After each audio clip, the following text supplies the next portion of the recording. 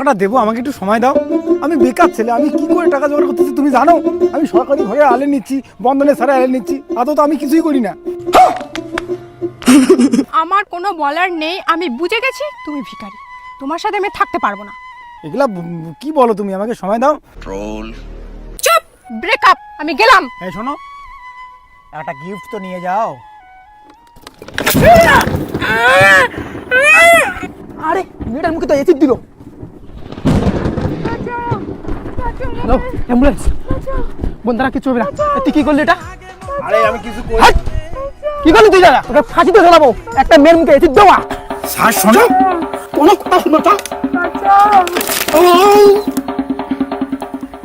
আরে ভাই এটা কি রে, লবণ লবণ লাগে?